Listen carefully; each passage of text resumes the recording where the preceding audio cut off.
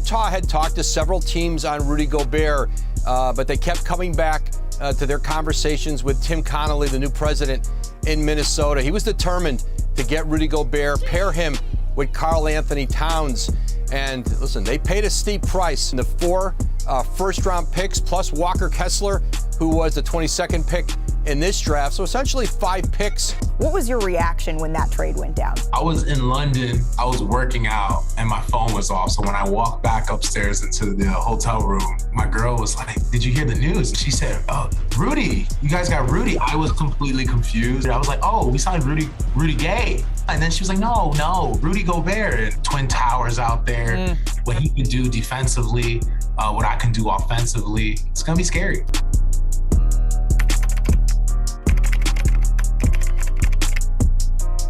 Karl-Anthony Towns and Rudy Gobert did not work that well last season due to some complications and an overall misfit of the lineup. After the FIBA World Cup, the Timberwolves looked to rebuild around Anthony Edwards, a rising star that is basically Miguel Jordan. Since the Timberwolves already gave up so much for Rudy Gobert, they don't want to give up Rudy and decide to give up on Cat. And if they decide to give up on Karl-Anthony Towns, they would want a great compensation in return. In this trade, the Timberwolves look to Clippers, who desperately need an offensive-heavy, effective big man, who trade Karl-Anthony Towns and Josh Minott for Norman Powell, Nicholas Batum, Terrence Mann, a 2028 unprotected first-round pick, a 2030 first-round pick swap, and a 2029 second-round pick. The picks might not seem a lot from Minnesota, however, getting effective players like Norman, Batum, and Terrence can really improve their bench depth, especially during playoffs. With desperate shooting that needs to be paired with Edwards' high-level athleticism and motor, Edward can easily swing the ball to the corner while driving in for a dunk or a layup. The veterans of Norman Powell and Nicholas Batum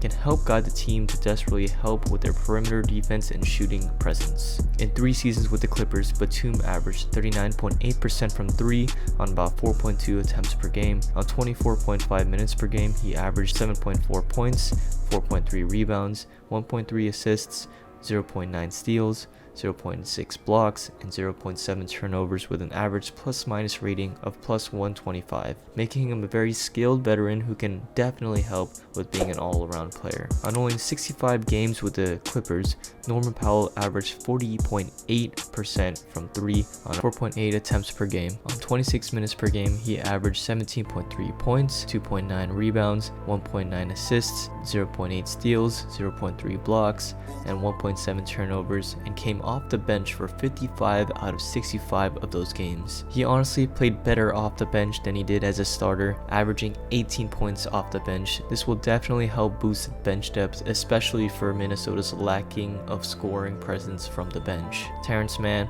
would also be a great point/shooting guard to help back up Mike Conley/Anthony Edwards off the bench. His exceptional leadership can really help Minnesota thrive, especially during the playoffs. Terrence Mann was a very productive player for the Clippers since his rookie year. So far, for the Clippers, in 21.5 minutes per game, he's averaged 8 points, 3.7 rebounds, 2 assists, 0.5 steals, 0.2 blocks, and 0.8 turnovers on 50, 38.5, 78.4 splits, showcasing his versatility and offensive potential. For even more compensation, the Timberwolves will get themselves a 2028 unprotected first-round pick, a 2030 first-round pick swapped, and a 2029 second-round pick to help boost their future. This is how the lineups would look like for the Timberwolves. The starting lineup would be Mike Conley, Anthony Edwards, Jaden McDaniels, Nicholas Batum, and Rudy Gobert at the center.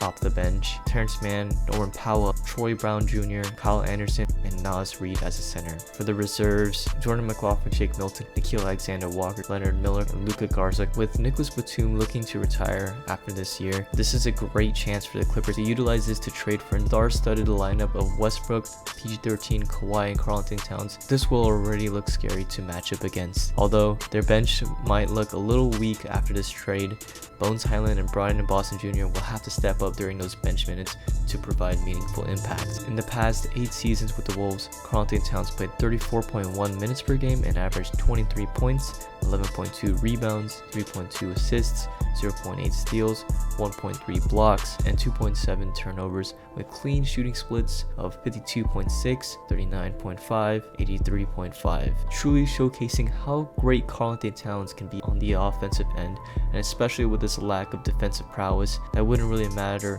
with PG-13, Kawhi, and Zubac helping on that end of the floor. Although this lineup is looking a little risky with all the injury concerns, the league is making sure that 2 stars don't rest on the same day when not injured. So we can look forward to these beautiful lineups if this trade goes down. As an additional piece to the trade, Josh Minott, who was selected by the Timberwolves in the second round as pick 45 in the 2022 draft, he can provide additional future depth as a scoring prowess. Last season, he played 15 games on 6.4 minutes per game with averages of 3.1 points, 1.7 rebounds, 0.3 assists on 50, 33, 100 splits. His best game came from playing against the Jazz on February 8th, 2023, playing 29 minutes where he put 12 points, 11 rebounds, 1 steal, and 2 blocks with a plus-minus of +9. This was his only 10th career game with the Wolves, which he hosted this nice double-double in a win against the Jazz. The Clippers would lose 3 of their future picks. However, getting Karl-Anthony Towns